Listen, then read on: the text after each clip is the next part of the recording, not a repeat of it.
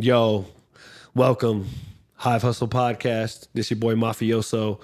I appreciate you for being here. This is the podcast where we talk about street culture, whether that be dancing, roller skating, business, hip hop, just culture in general, things that raised me, helped me become the person I am today. Welcome to the show, let us all begin. Introduce a new approach to evolve and win.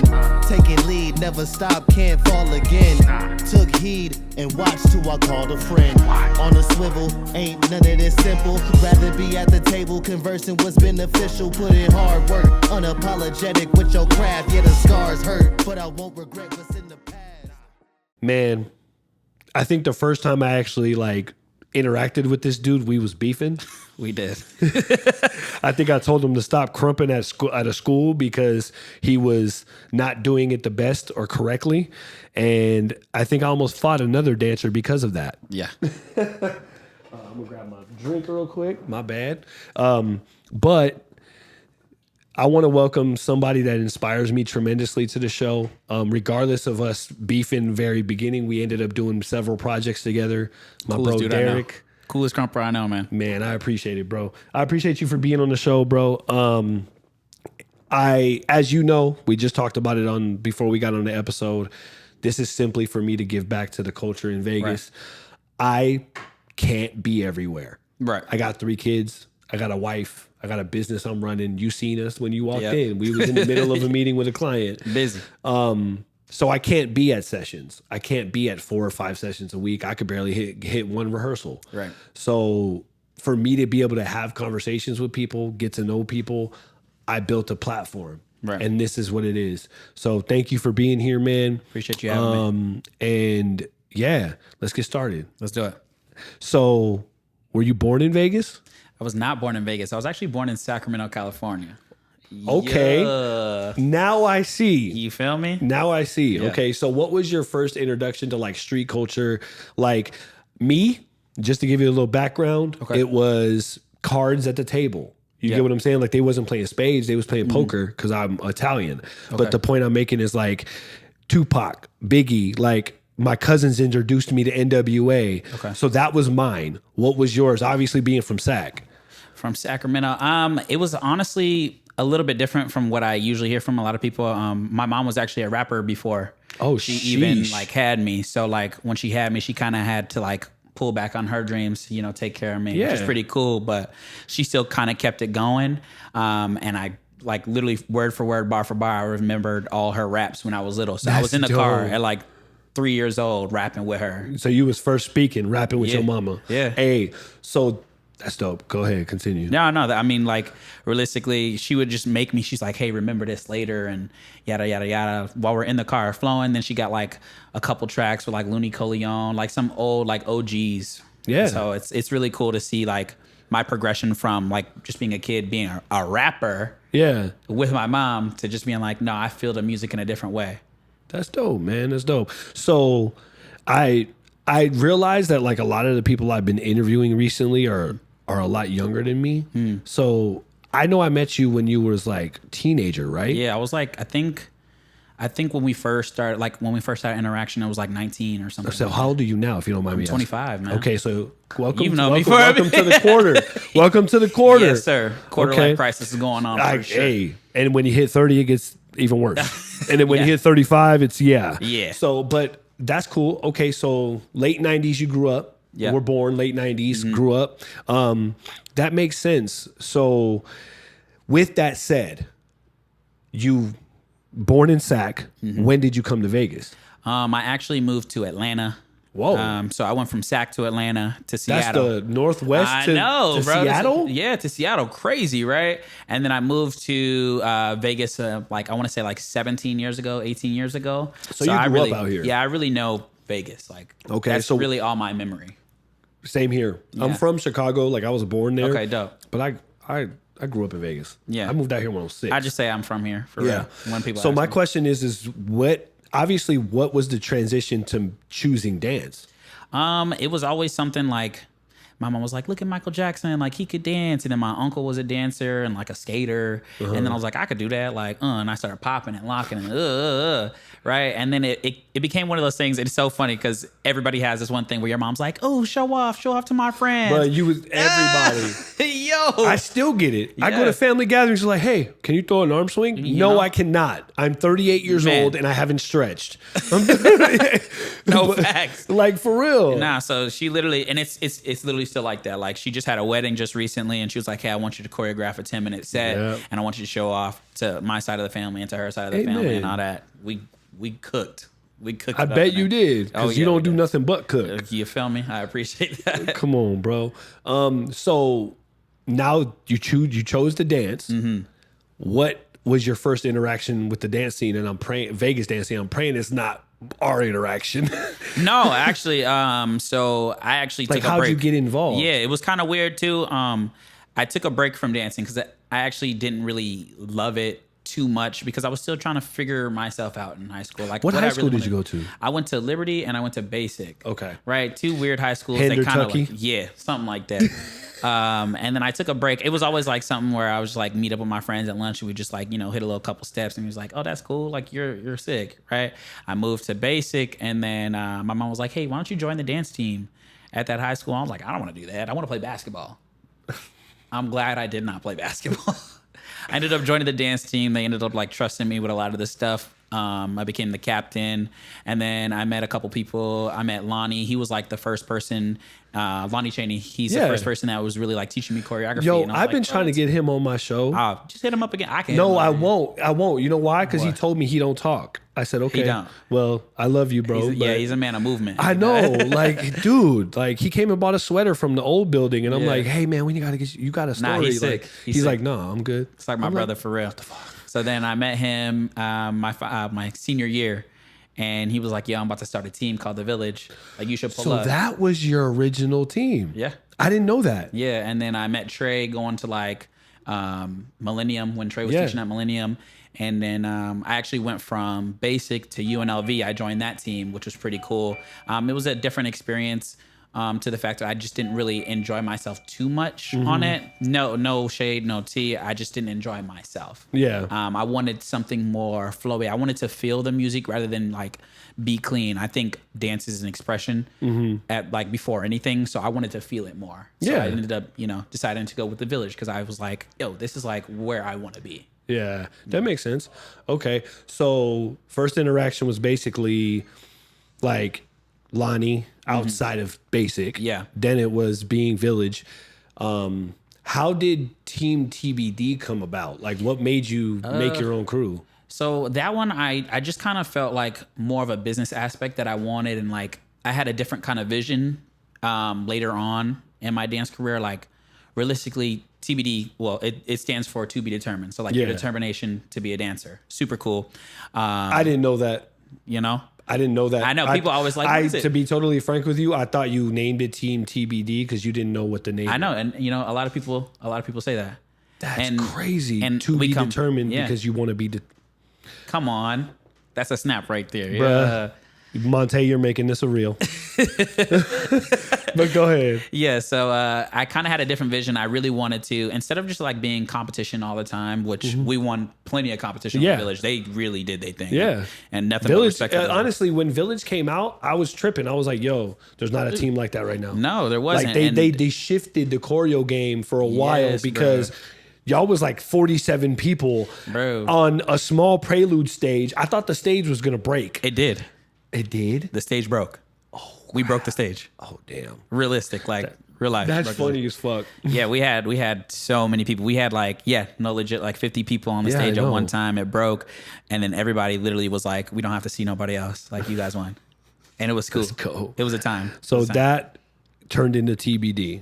It realistically was like, okay, I wanna do more of a business aspect of it. I wanted to get away from the choreo scene or get away from the like competition scene and get like my dancers booked. And like I didn't steal anybody from that team or nothing like that. It was more so like people that I met throughout my dance career, like weaving through, because there's a lot of cool people out here in the dance scene. They just kind of keep it low key, and that's okay. Like I feel like that's a better way to navigate a lot.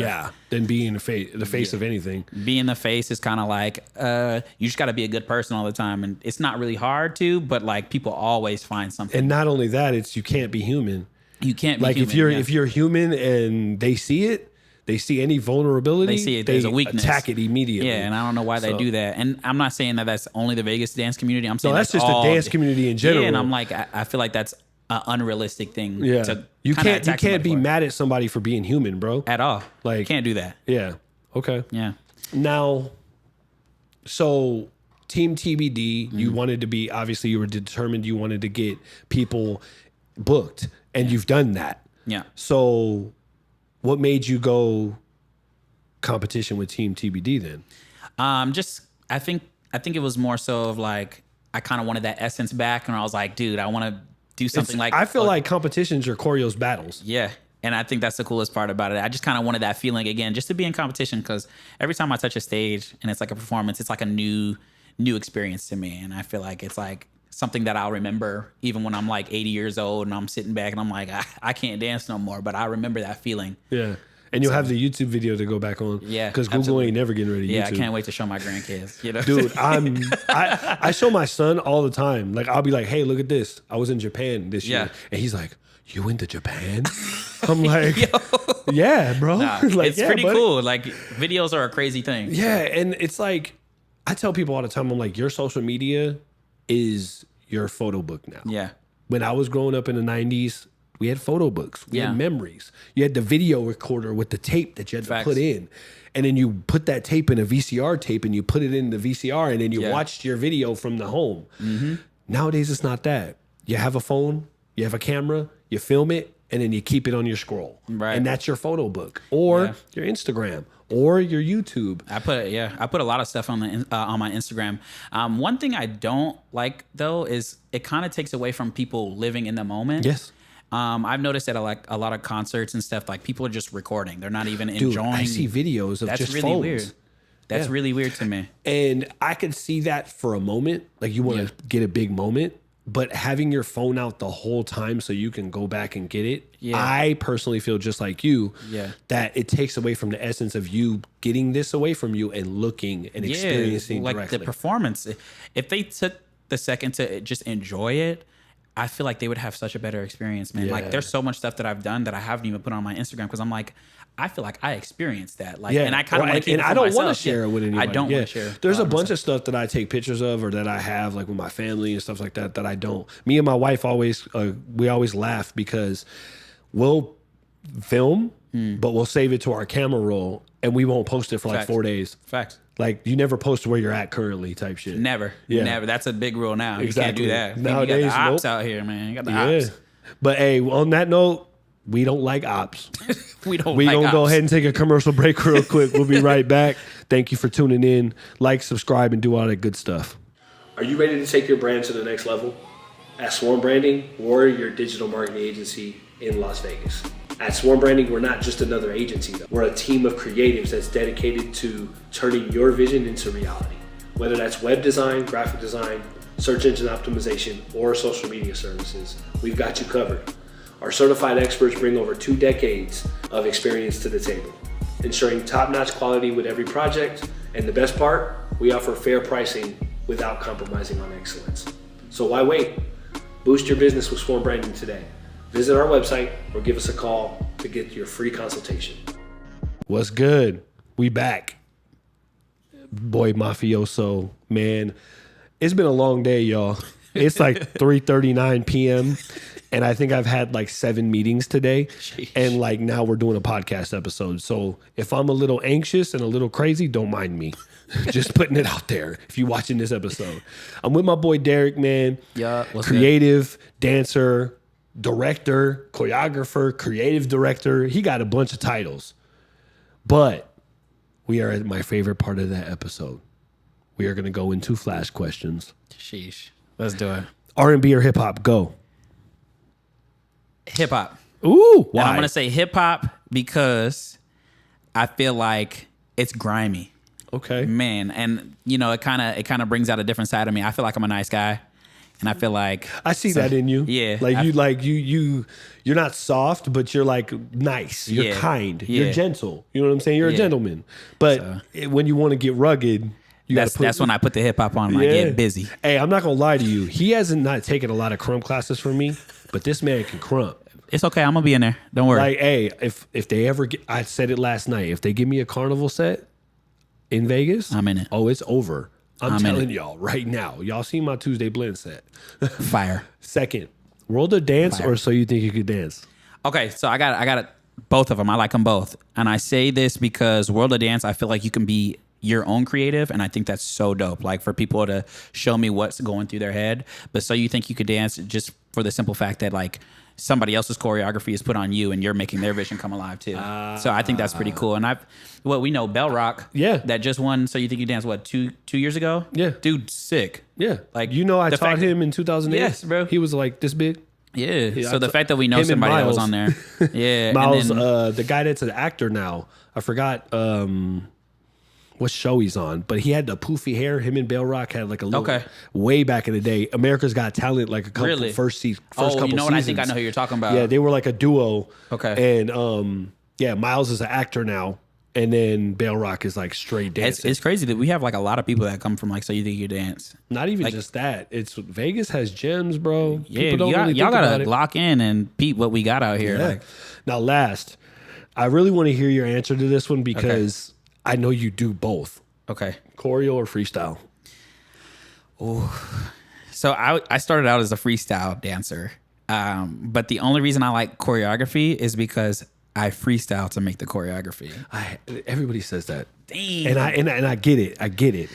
But I feel like that's a cheat. It is. But I prefer choreo just because you can always change it up if you really wanted to.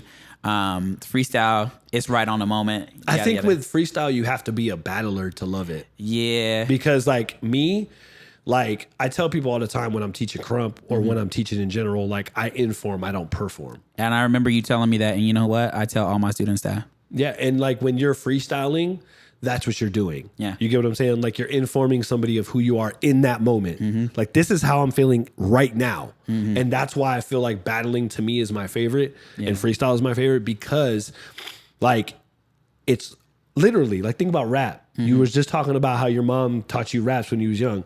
Freestyling rap is off the top. Yeah. And when I think of freestyle dance, you have to literally listen to the music and react. Yeah.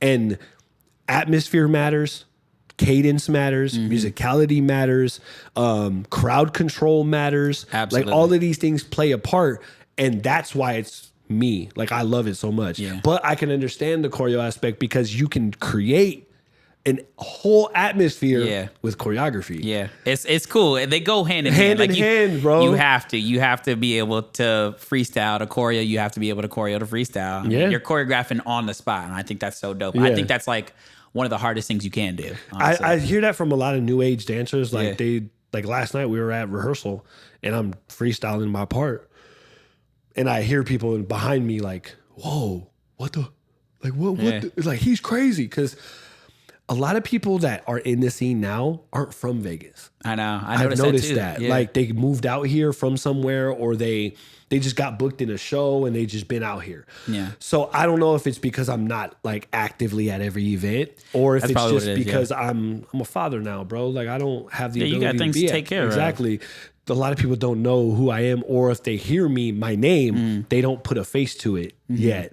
So like when they see me dance, they're like, "Who?" Oh, don't get me wrong. You're a dope freestyler. Like every time I see you freestyle, you do something new. Yeah. You know what I mean? It's something where I'm like, yo, you got to have respect for this guy because he really has trained in this. He's done this for a long time. Like, man, I appreciate he's really that guy. Yeah, I appreciate But like it is cool to see you freestyle every time. And it was funny because last night, like they were like, yo, what the heck? And Myson.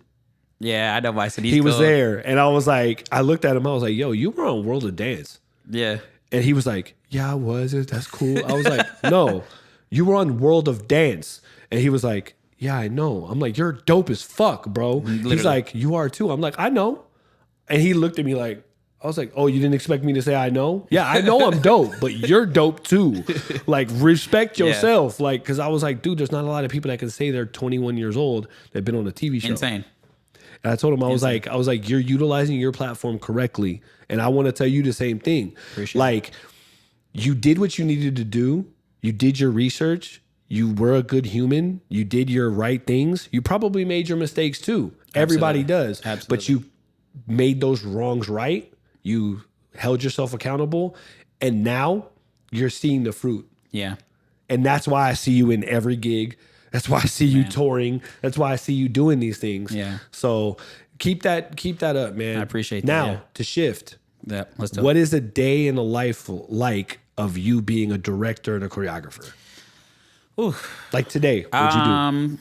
A day in a life would be me trying to figure out what artist I want to choreograph for next. I feel like it's ever changing always. Mm-hmm. So you got to find an opportunity and leap at it. Usually I kind of find out like where the festivals are at and like, or I'll utilize like who I know already and I'll hit them up. And sometimes it's not even like the actual artist that you have to hit up. It's always like their manager or like even their videographer. And I'm like, yo, you got gigs, da da da da. And they'd be like, oh, well, I don't have nothing for this artist, but I know Chris Brown needs some dancers, da da da da da. And I'm like, all right, bet, put me down. Yeah. And it's always like right then and there kind of thing. But it's usually research. It's really probably like react to the research. Like, okay, let me post a video today and let me get the attention of this person. And then once I get the attention, then I will text them, and then either they reply or they don't. It's really a hit or miss, man. I look at it like this. In my industry, web development, we have like canvassing where we'll go out and we'll prospect for new clients. Yeah. That's what you're doing. Yeah. That's the business side of things. You know what I'm saying? Like a lot of people don't think about that. They don't think about like, okay, I'm an inspiring dancer. What am I going to do to get gigs? Oh, I'm going to go to this studio and train under this person. But you could be, like I told Juju in her episode, you could be answering your own DMs. You could be going out there and canvassing yourself, prospecting artists you want to choreograph for or want to work with.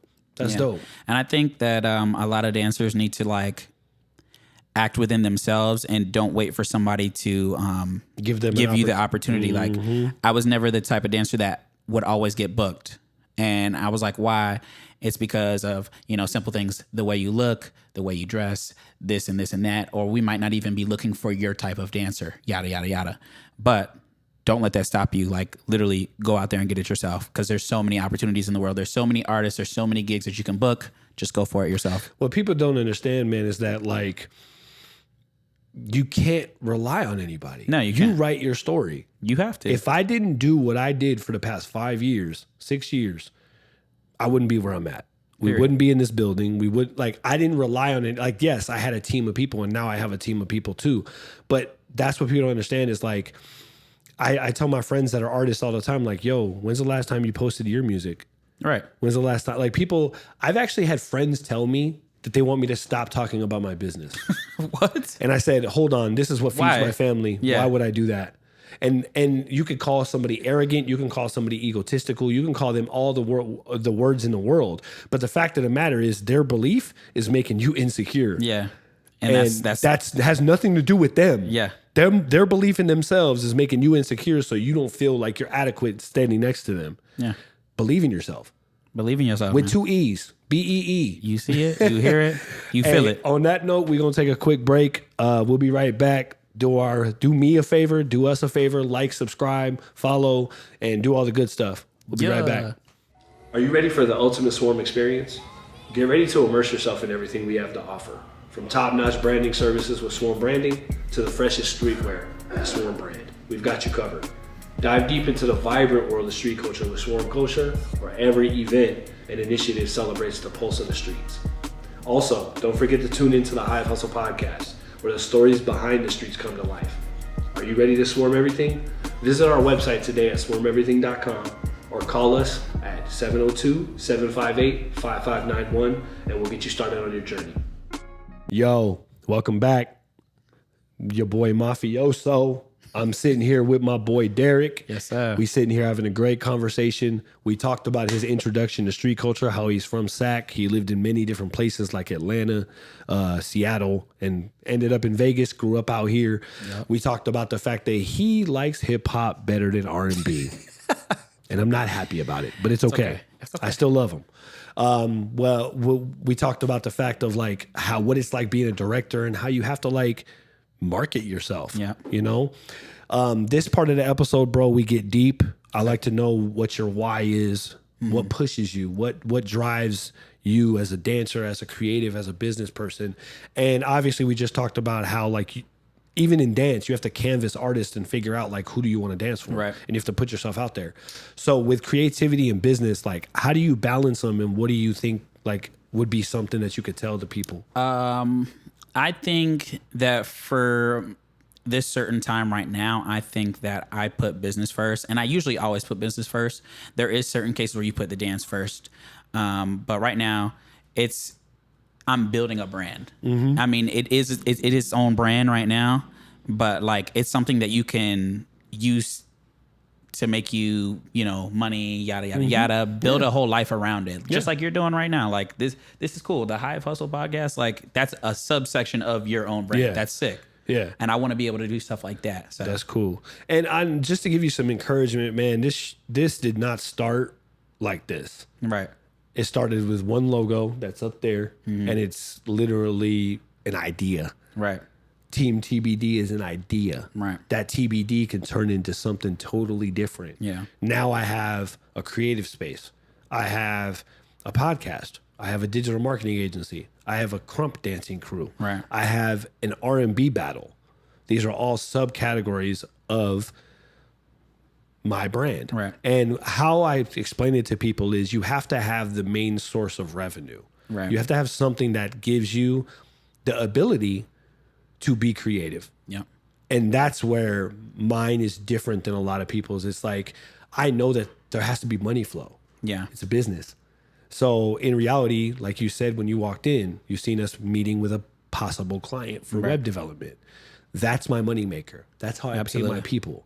And then with that, we utilize some of our time, whether it be an hour, whether it be 30 minutes, to get creative. Right. We put a camera up, we put some lights up, we make it look cool, and we invest back in street culture. Cool.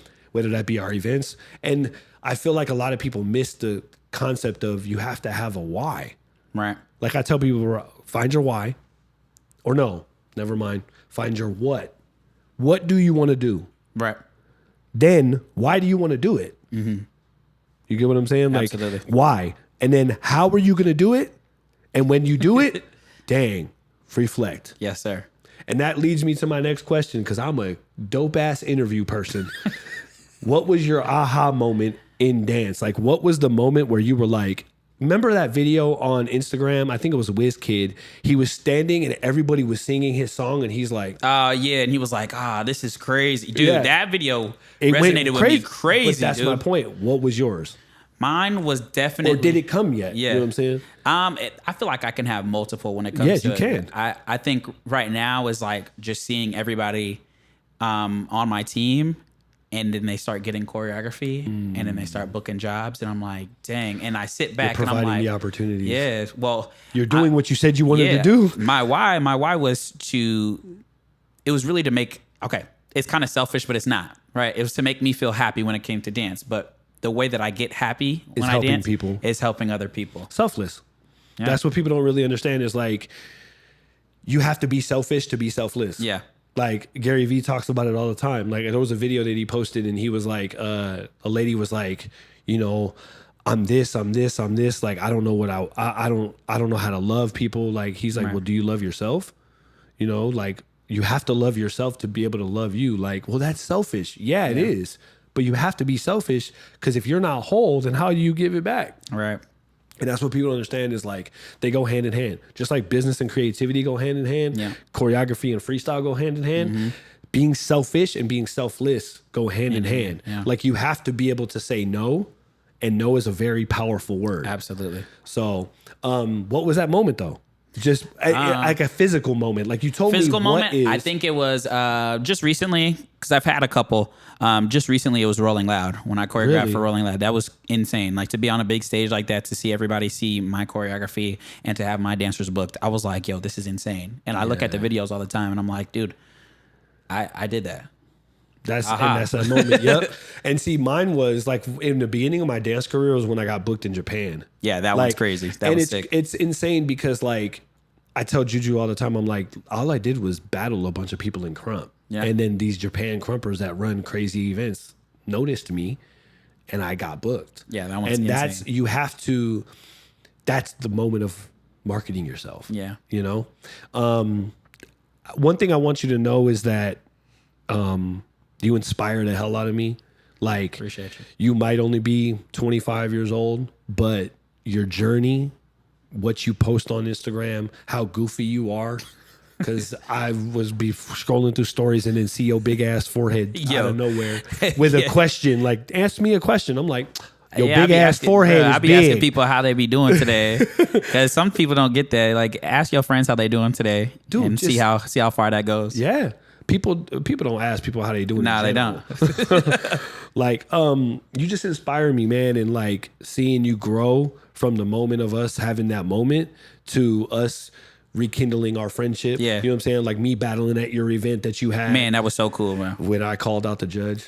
Yeah, that was pretty funny. It was very funny. It was something that I think the community needed to see it. The community needed to see it, but it was like everybody was like, "Oh my gosh!" Like, and I'm like, "Yo, he's not gonna hurt you. Like I'm not he's showing you the culture. I'm not gonna beat you up. This is just what we do. Like, yeah. if you're a ballet and tap dancer, this is street culture. Yeah. I wouldn't go in yours and judge. Right. So don't come in mine and judge without being able to present yourself. And then it was like, it was awesome because I was like, hey, do you mind explaining that to them? Because they don't know. You came right in there and told them this, this, and this. And they were like, oh, okay. And I'm like, yo, y'all are scared. Like, and that's what people don't understand. That's a true, I'm not tooting my own horn, but that's a true OG. Yeah. Like if you can come in and do something and then explain why you did it, you have reasoning behind it and people can respect that. And that's why I invited you in the first place, because they needed to see that. Yeah. And ultimately, man, like that's all I try to do because I grew up with people like For Real, Big Heartbreak, Boogie D, Mecca Me, Hypnotics, freaking who was back then? HP. You know what I'm saying? All these OG crews. I grew up, all of the dancers were freestylers and battlers. Yeah. And so when I was growing up, I got the treatment. Yeah. I had to go rounds. I had to. And you have to go through the trenches to get to where we're at now. You know what I'm saying? Now, I'm not a fan of 25-hour podcasts. I remember I mentioned this almost every episode, bro. Drink Champs' B2K interview pissed me off. I love him to death, but I had to watch it in 4 episodes because it was a 4-hour interview. Yeah. So I'm not that type of person. I want to get in, get to know you real quick, let people know who you are, and get out. Yeah. What is the future plans for TBD and you? Okay. What do you have planned for the rest of the year? And tell the people how they can find you.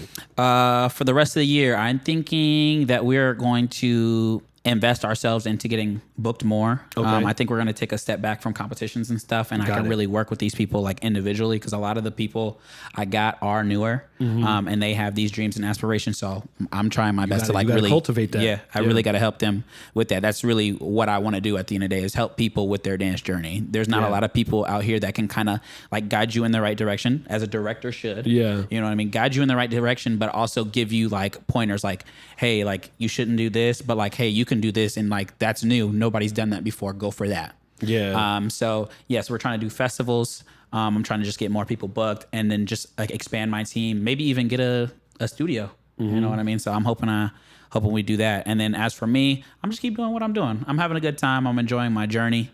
There's a lot of like, cutbacks and stuff. It can be hard. You like definitely get like choreographer's block and like, creativity block. But I feel like if I just keep going, I'll prevail at the end. What advice would you give somebody like when they do get creative blocks? Like, what do you do to help that? I actually just take either a healthy break or I push through. Thank God that he said that. Yeah. Take a damn break. Take a break, man. You don't have to do it every day. Like literally, like I tell people all the time, like the first episode we filmed of the Hive Hustle, like I used to have Sundays. Now me and my wife, I don't really go skating on Sundays anymore because I spend time with my family. Oh, excuse me. Like I said, it's been a long day. But like that day, you know, like whether it be laying in bed, whether it be going to tan, whether it be going to the gym, you got to have that moment. And I tell people all the time, I'm like, you have to have a morning routine. Yeah. If you wake up and immediately the first thing you do is start scrolling, that's a problem. Yeah. Absolutely. So tell the people where they can find you, man, before we close out. My Instagram, my personal is xlivingston. My team is Team TBDLV. Perfect. Hey, y'all, we appreciate you. Thank you for joining us. Follow, subscribe, do all the good stuff that you need to do. And we'll see you next time. Yeah. Peace. Catch you.